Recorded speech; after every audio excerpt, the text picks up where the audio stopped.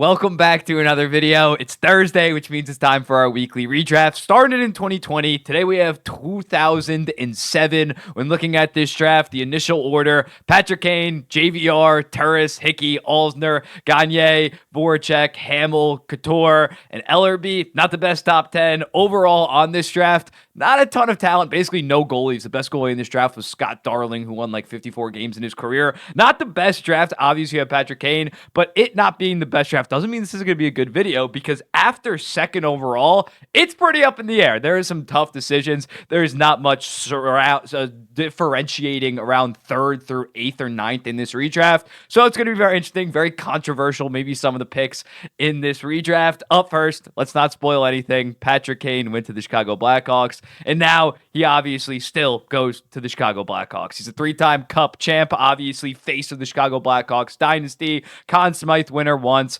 Hart winner back in 2016 when he had 44 goals, 60 assists, 106 points. Also had a 110-point season in 2019. 8 seasons at or above point per game, and mind you, a lot of that was in the mid 2010s, when being point per game was like basically today being like 95 points. So approaching 1,300 career points in his entire career at 1,281 right now. Still playing extremely elite with the Detroit Red Wings. He's a top 4 greatest player of all time, in my opinion. The greatest American of all time. I wouldn't say pretty easily. It depends if you count Brett Hull, because Brett Hull was obviously fantastic too. But still, the greatest American of all time for me. So I think he obviously goes first overall, and really no one comes that close. At second overall, initially JVR went to the Flyers. I think this one's also pretty set in stone. It's got to be Jamie Benn. Jamie Benn, obviously the most iconic Art Ross winner of all time, and his 3-year peak was absolutely insane. It was from 2014 to 2016. His first year, 2014, was first team All NHL. Then that following year, won the Art Ross. He actually was second team All NHL. I think Ovi was first team for left wings. And then the season after that in 2016 was around point per game, also first team All NHL. So there was a time when Jamie Benn had a real case to being a top 10 player in the entire NHL, and without a doubt the second best left winger in all of hockey, only behind Ovechkin. And although it was looking like he was falling off from like 2020 to 2022, only having 120 points in 203 games, which is still pretty solid, but really for 3 seasons, he was around like a 45 to 50 point guy. He has really bounced back in a massive way in the twilight of his career. 78 points last year. Obviously wasn't going to repeat that, but this year has 59 points with 3 games to go. So when looking at it, can hit the 60-point mark and should be a solid middle sixer for an absolutely loaded Dallas Stars team for the next 3 to 4 years, most likely. Jamie Benn, fantastic career. Probably not going to be a Hall of Famer unless Dallas wins like 2 goddamn Stanley Cups, but definitely a very good guy, and had a fantastic peak in his career. Number 3, third overall. This is going to be a controversial one. Kyle Turris went to the Arizona Coyotes. I have Ryan McDonagh here. When looking at it, never was a Norris finalist by any stretch in his career, but when he was with the New York Rangers for 6 seasons, he was a top 8 to 12 defenseman. He didn't have the flashy offensive numbers, only around 40 points a season, but was fantastic defensively. Again, a top 8 to 12 guy, very elite. Then he goes to Tampa in 2017, the perfect number 2 to Victor Hedman, still a top 30 defenseman, probably top 25 in the entire NHL. Then goes to Nashville, kind of in a cap dump, has a disappointing first year, and it looks like Tampa Bay was made the right decision. But he has been fantastic this season, going to score around like 32, 33 points while being great defensively yet again. So although he maybe didn't have the peak of the guy that I'm going to have at number 4, I think when looking at Ryan McDonagh, the fact that he was a legit, very good number 1 defenseman, then even in his late 20s, early 30s, fantastic number 2, and at 33, 34, he's still playing some very high-level hockey. I would take that over a guy like at 4th overall, who instead of Thomas Hickey heading to the LA Kings, I have PK Subban. When looking at him, obviously one of the best defensemen of the entire 2010s. First season, 38 points. Second season, 36. Then boom, wins the goddamn Norris Trophy in the the lockout 2013 season, has 38 points in 42 games.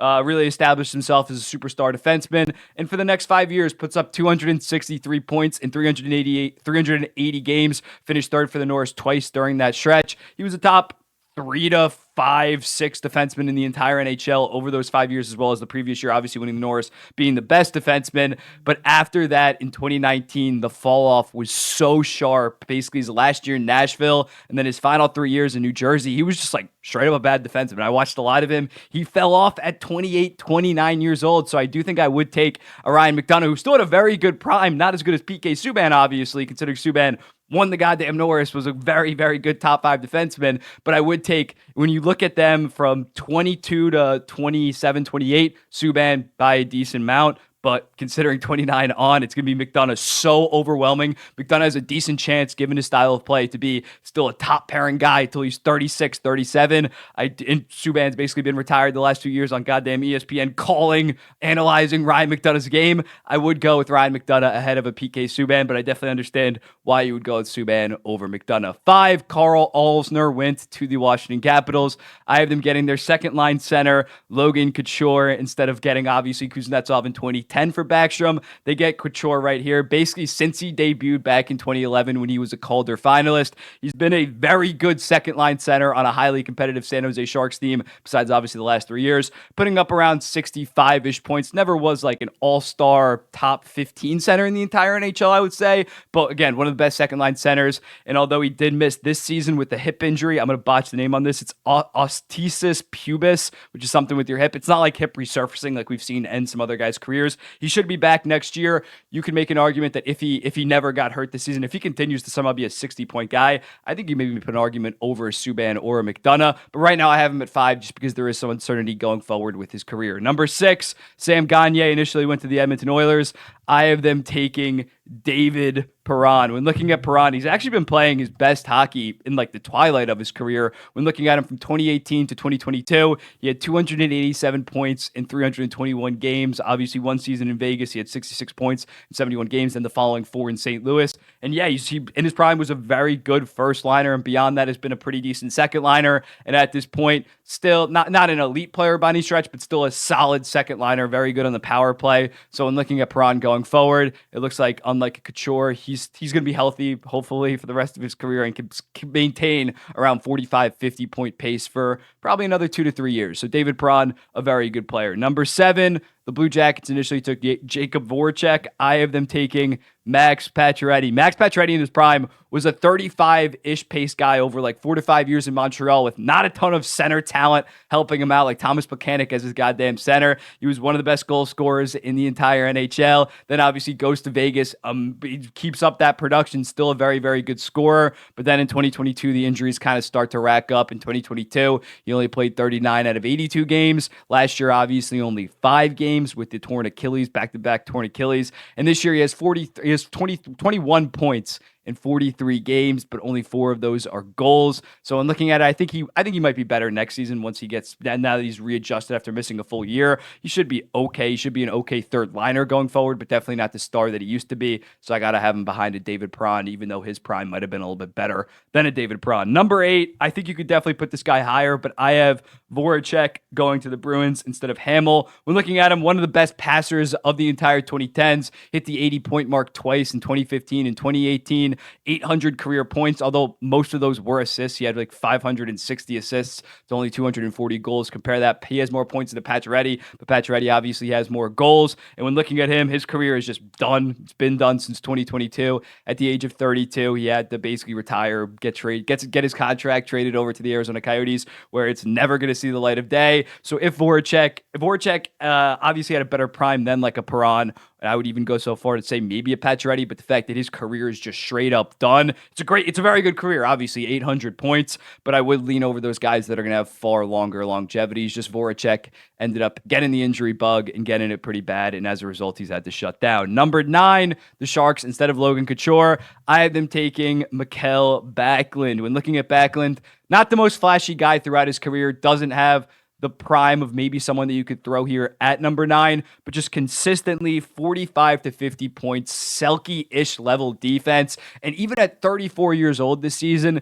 the dude he's playing 19-31 a night. Last year had 56 points, finished 6th for the Selke, as well as winning the Clancy. I think that this guy's just been one of the most underrated two-way centers in the entire NHL. Obviously doesn't have that high offensive ceiling, but is so sound defensively overall and just an overall great leader. So I think he's going to age pretty well, have another 2 to 3 years of being a legit second line, be able to play 17 to 19 minutes a night. Very impressive career from Backlund, although I feel like he never really gets his flowers. And then lastly, at number 10, the Panthers initially took Ellerby. I have them taking James Van Riemsdyk, New Jersey kid, Monmouth County kid, the county that I live in. So I absolutely love JVR. When looking at JVR, didn't really live up to the expectations at second overall, but he did hit the 30 goal mark twice in his career in 2015, as well as 36 goals in 2018. But basically after that 2018 season, he signed his 5-year, $7 million contract with the Flyers, then immediately became just like a 20-20 guy,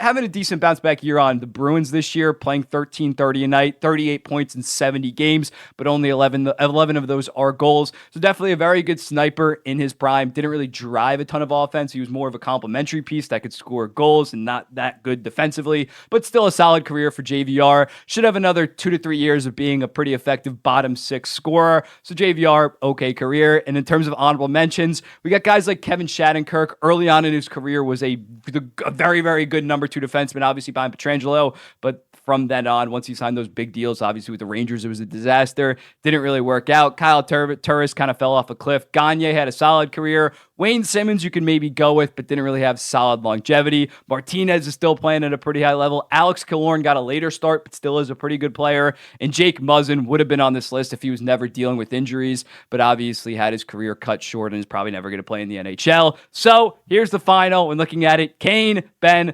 McDonagh, Subban, Couture, Baran, Pacioretty, Voracek, Backlund, and Van Riemsdyk. Let me know in the comments. What do you think? Who should I move up? Who should I move down? Who should I put on? And who should I take out? And I'll be seeing you in the next one.